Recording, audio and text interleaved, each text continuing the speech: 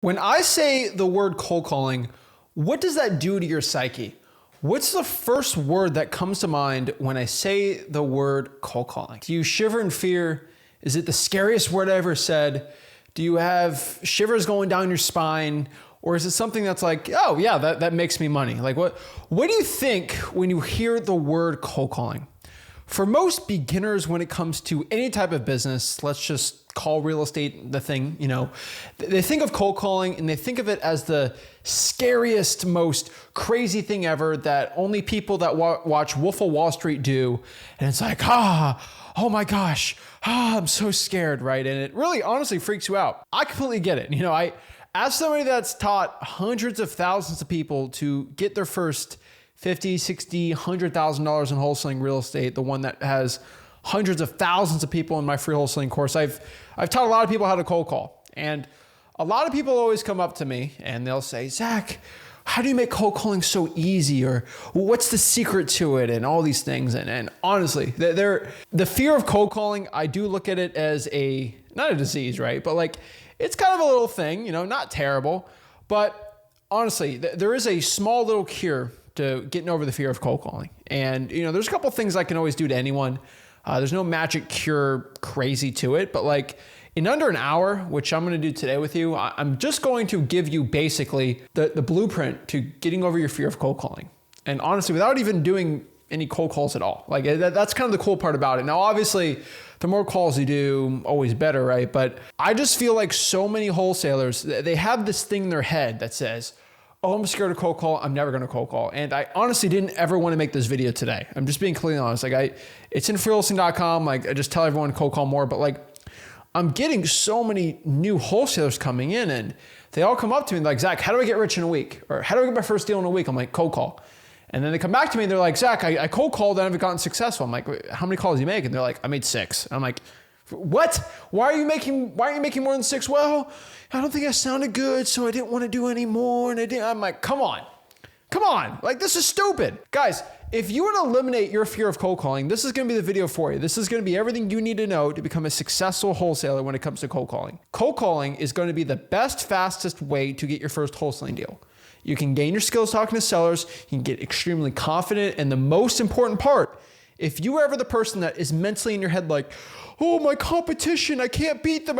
If you get really good at cold calling, you'll be better than 90% of your competition out here because you're doing what they're not willing to do.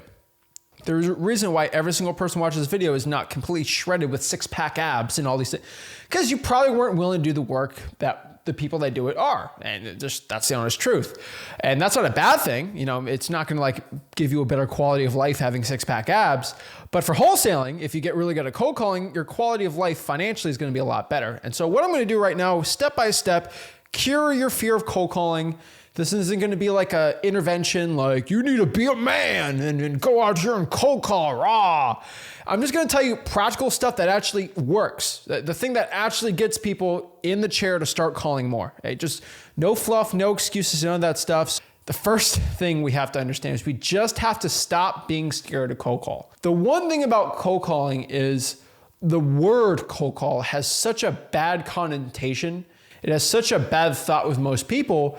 If I change the word to cold calling to, phone tagging or conversation starting, people, they're not as scared of it. It's kind of a weird part, but it's all in your head. And I'm not saying you have some mental disease or you're mentally screwed up, but I'm saying is you have mentally put a connotation to something, right?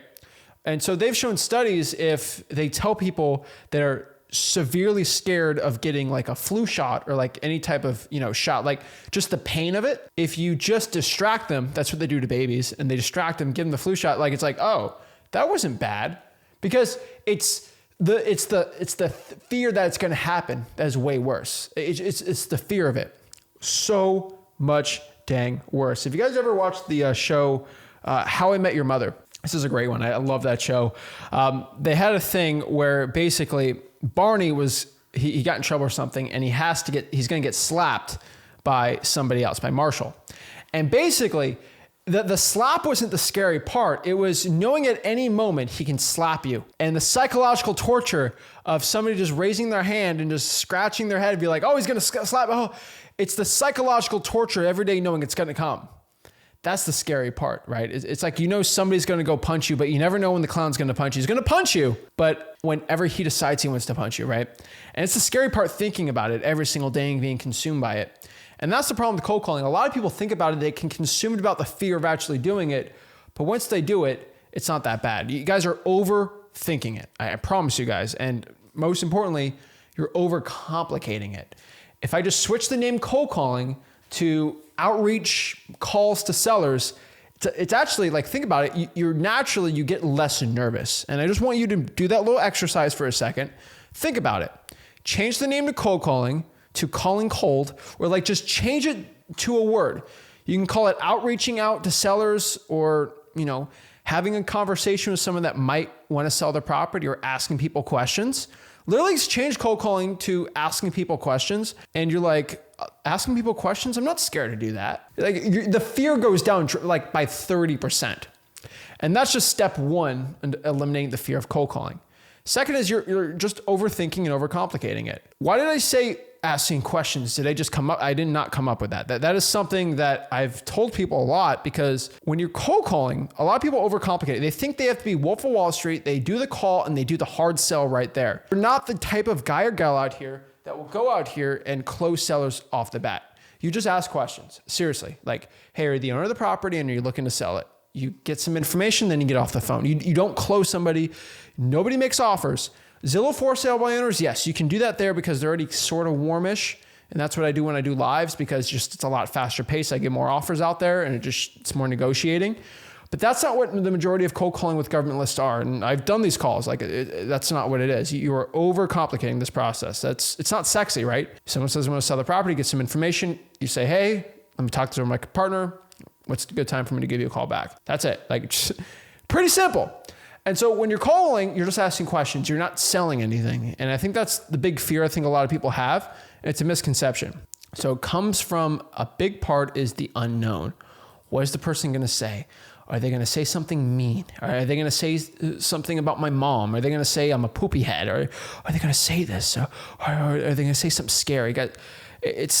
Come on. I'm telling you guys, you got to stop feeling sorry for yourself. Somebody is going to go out here and say something mean to you. That is an uncomfortable truth in cold calling. How you deal with that is the biggest change I think you can have. And so one example you have to have in life is, if anyone watching this ever grew up in the public school system, let's say you go to a regular middle school. Okay. I think middle schools are way worse than high schools, like with bullies and people being mean because we're all like tweens.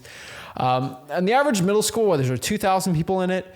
Do you think out of 2,000 like tween teenagers, do you think one of them are going to be really mean?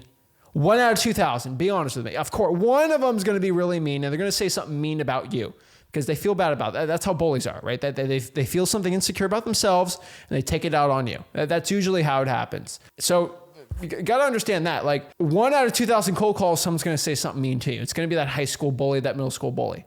What's the worst that you're overcomplicating this and you're overthinking this. So let's go back to the overthinking part. When somebody calls you and they say something mean to you, number one, can they get you arrested? No, because what you're doing is completely legal. Okay. Can they get you fines or cost you a bunch of money? No, because you're calling TCPA compliant, like Zach teaches you. So that's all legal and there's no fear of this. What can they do? They can only do one thing. And I'm just being honest. They can do one to two things. They can either say they want to sell their property and, hey, you actually make money. That's good. Or they can lie to you. That's it. They either want to sell the property or they can lie to you. That's pretty much it. I mean, they could say no, I guess, by that saying they could say the truth or lie to you. They say the truth, they want to sell or they don't want to sell. So they say the truth, they want to sell the property, or they're going to lie to you. And what's the lie? Number one, you're a-hole. You're a this word. You're a that word. You're a meanie poo. You're a poo-poo head. I'm saying nice words. You use the imagination, but they're going to say you're this. And here's the truth about anything anyone's ever said about me. As somebody that has hundreds and hundreds and hundreds of thousands of followers, 1 out of them is going to say something mean about me. And some of them are pretty good jokes. I'll just be completely honest with you. There's some really good ones out here, you know. I'm not going to break down some of those funny jokes, but there's some good ones. Internet jabs at me that I honestly, they're pretty good. But one thing you got to understand is, as long as somebody says something to you, and if you believe what they say is true, then it automatically is a truth in what you think about. But if somebody says that I'm a broke wholesaling guru, I just laugh at that. I'm like, are you kidding me? Compared to the other broke wholesaling gurus, I literally just came back from the bank from another deal. I was like, I know in my heart that I ain't a broke wholesaling guru. I make a very good amount of money every single month off my passive income. I don't really care at this point, right? And I know because it's a bully, they're reflecting their insecurities of being broke back at me. Why do you think gurus always make shots at me? Because they're broke, insecure, and they're sad, they're losing sales because I teach wholesaling for free, and they bring it out to me and they try to diss me and stuff, right? That's how it works, okay? And so what you have to understand is, if somebody says something mean to you, no, it's a lie. That's it. One really cool thing I always do, and this is always a litmus test of when somebody says something mean to me, I always say back, and you guys, you can use this for yourself because you're overthinking this. If someone says something mean to you, John, you're a stupid, ugly person. You're a poopy head, and you're a terrible person, and I hope you rot everywhere. All I'm gonna say is, my mom thinks I'm cool. My mom thinks I'm cool. That's all you got to say back to that person. First of all, when you say that to somebody, when they say something mean to you, if you come back and say, my mom thinks I'm cool, what are they going to say against that? Obviously, it's pretty common your mom thinks you're a cool person because everyone's mom loves them, hopefully. Maybe some people on this, they don't, but like, what do you say to that? No, your mom's wrong. No, my mom's right. My mom's pretty cool. My mom knows me better than you, so who am I going to believe? Nobody can ever do anything against that argument. Every single hate comment I ever get, I always reply back, my mom thinks I'm cool. What do you think someone does when they say I'm stupid? I just say, my mom thinks I'm smart. Like, what are you going to say about that? Like, come on. Like, that's the best internet argument I've always had, and I always do it. So whenever somebody says that to you, just say, my mom thinks I'm cool. And honestly, do you believe your mom thinks you're cool? Yeah, I think my mom thinks I'm pretty cool. And so there's nothing nobody can say to me that's going to make me feel bad because my mom thinks I'm cool. And so just remember that. If someone says something mean to you, just say that back. They're going to be like, what? What do you mean? And like, I say something dumb, you say something dumb, it's fine. So guys, let's eliminate someone says something mean to me just off the bat. Okay. That's where a lot of people have that. And I just showed you how to eliminate that part. So let's get into the other issues we have, because sometimes it doesn't help everyone. So first, we have to identify the issue of why we have a fear of cold calling. Number one, there's a fear of failure. I think a lot of wholesalers, they won't cold call because they have this fear of failure, the fear that they're going to call and not do well. It will happen. Let's just be straight up. If you have a fear that you're going to fail, it's going to happen. All right. I don't know one wholesaler that became rich and successful that everything was smooth sailing. Every call became a deal. It's not like that, or they haven't made enough money. You think I love Kobe Bryant. Did Kobe Bryant make every single basketball shot he's ever made? Did he win every single game he's ever played? No. Did that stop him from being one of the greatest basketball players of all time? No. He knows he's going to lose some games. But the point is, you win more games than you lose. That's the point. If you do that enough, you're going to win championships, right? Duh, right? You don't have to sweep everybody in the finals to become successful, right? That's the point. It will happen. You will fail. But it's how you deal with those failures and having more wins than losses that ultimately will lead to your success. Number two, this is a big fear of not knowing what to say. I think a lot of wholesalers have this when it comes to cold calling. I think it's a really stupid problem to have, because you're watching this YouTube channel, you guys see me, I literally give you my free scripts, I give you my objections, I give you literally something you can download and read off of word for word on how to cold call. It's all in my free wholesaling course, freewholesaling.com. That's it. Freewholesaling.com is a free wholesaling course.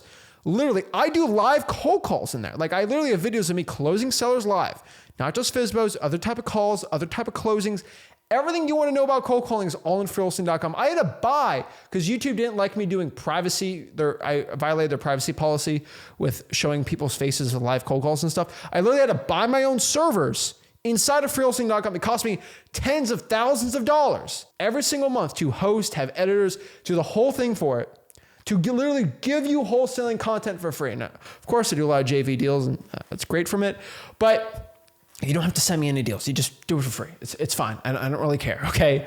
Freewholesaling.com. Okay, that's where it's all at. So your knowledge issue in wholesaling, no, everyone says I gotta buy a $7,000 cold calling course. No, you don't need any of that. Guys, you go to freewheelsing.com, you see the top page, you scroll down, you see all those checks.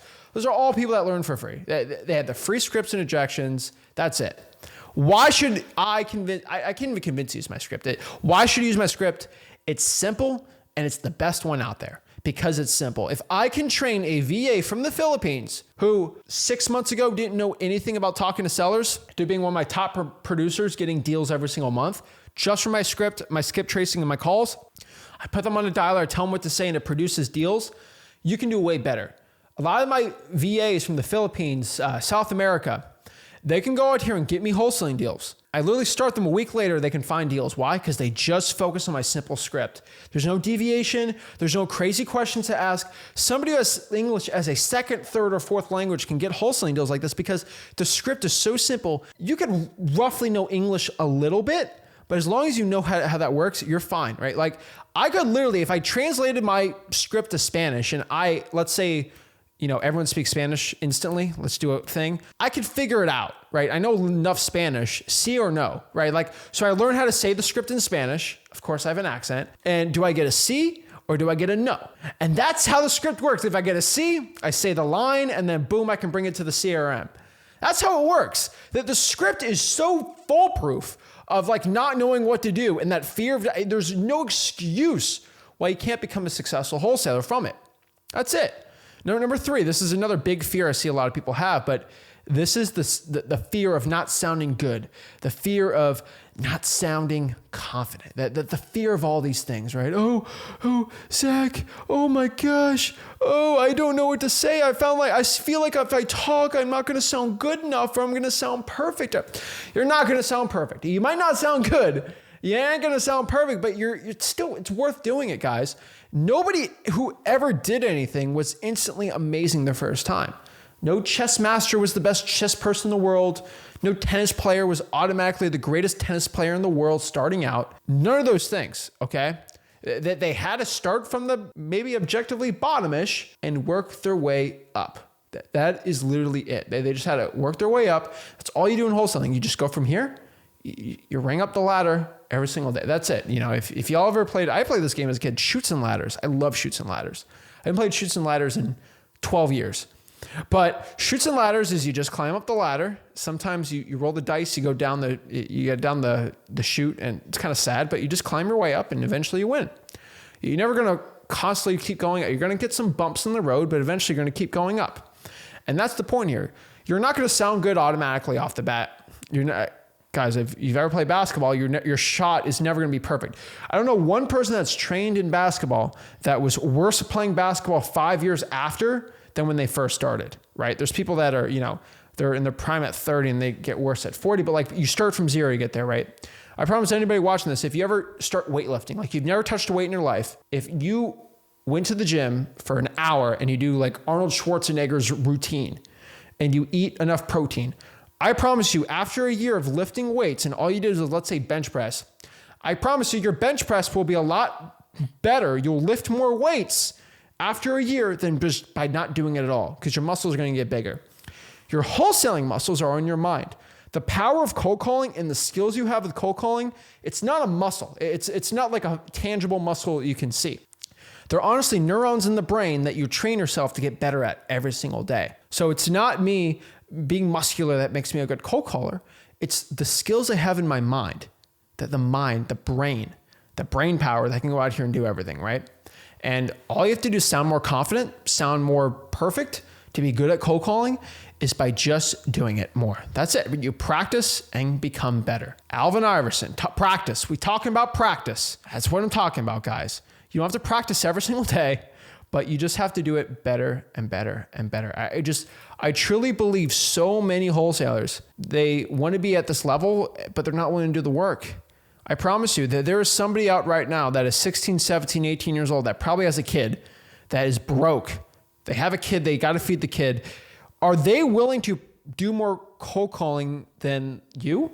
Probably, because they need to feed the kid. They need to put a roof over their head. They're sick of living in their mama's basement. They're willing to do more to get out of their situation than you are. I promise you, There's wholesalers in my market that they were making hundreds of thousands of dollars a year. I have no one specific example. I don't like saying this example because it's really mean. And I think people look down on me for saying it, but it's just an honest truth. So I do have to say it. There was this one wholesaler in my local market. My first year in wholesaling, he made all of his money. I would say 50% of his money from bandit signs. Okay. I think he made around $240K, if I could guess, in assignment fees.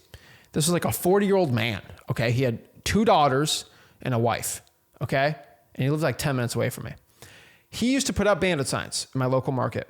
He started taking my bandit signs out. Like I put my bandit signs out, like this is after I got my first deal. He started sticking my bandit signs out. Like he literally put them out, threw them away, and put his bandit signs in replace with it.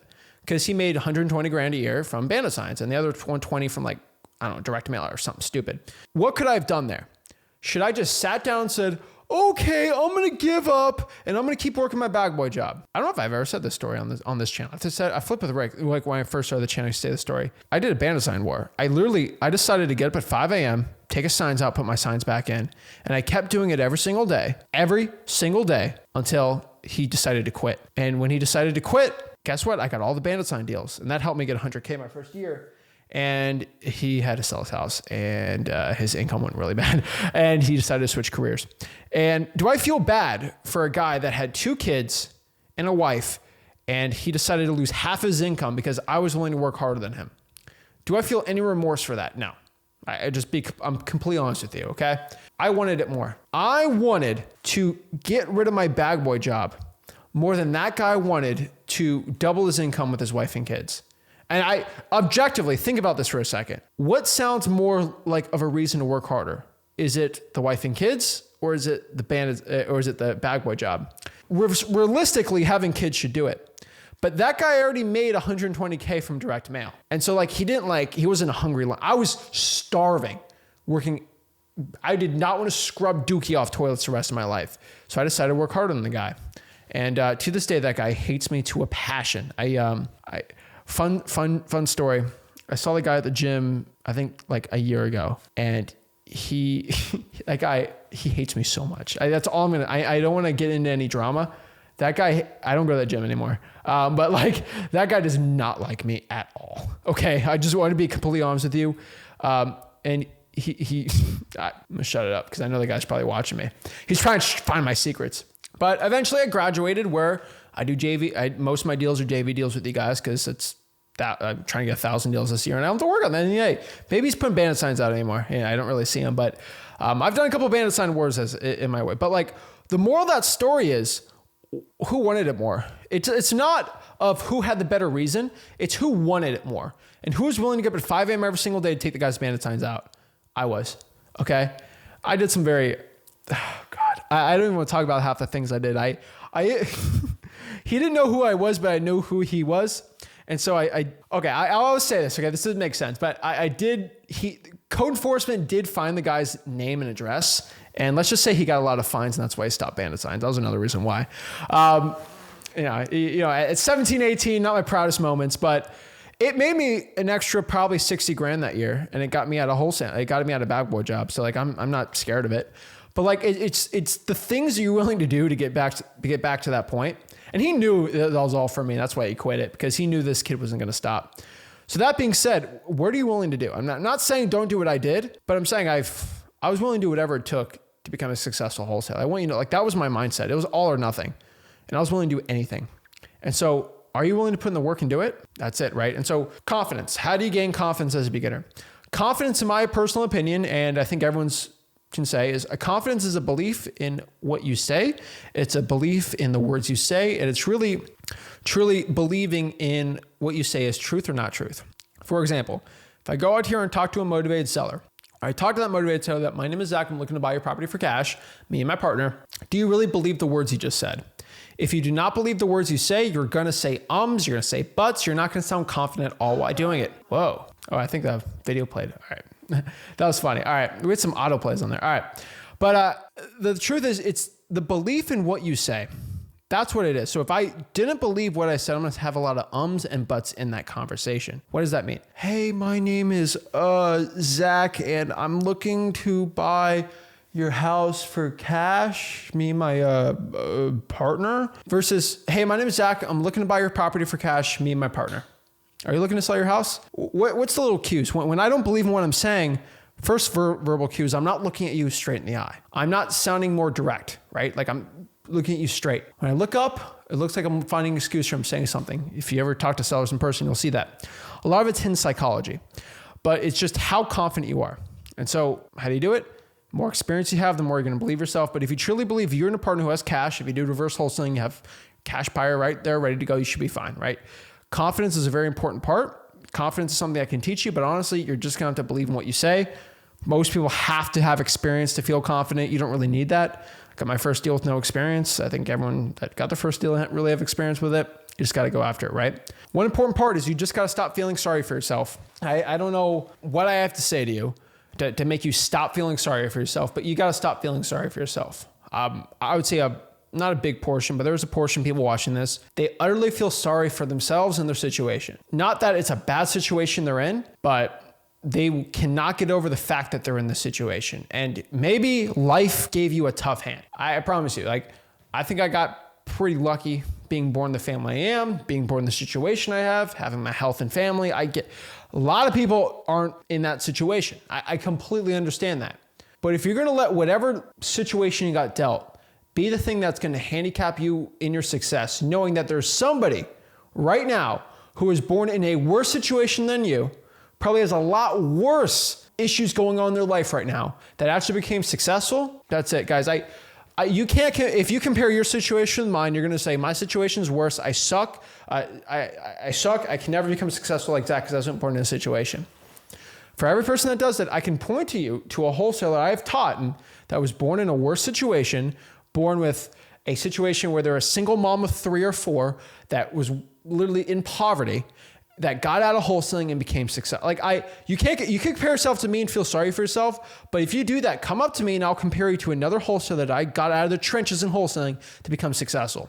That's it. Stop feeling sorry for yourself. There's always somebody worse than you that actually got out of the situation they're in. That I promise everybody out here. I literally teach wholesalers who are making $5,000 a year in Trinidad and Tobago. Trinidad and Tobago, look it up. $5,000 a year was their salary, and they made $50,000 on a probate deal. Are you telling me that you're living a worse life than that person? Probably not. They used the power of the internet on a smartphone to get a deal. Then they got the title company to give them like this e-wire thing. It was crazy. $50,000, Trinidad and Tobago. So what are you feeling sorry for yourself because you're living in the greatest country ever with free internet basically at every library? Come on. I don't want to hear it from you. All right.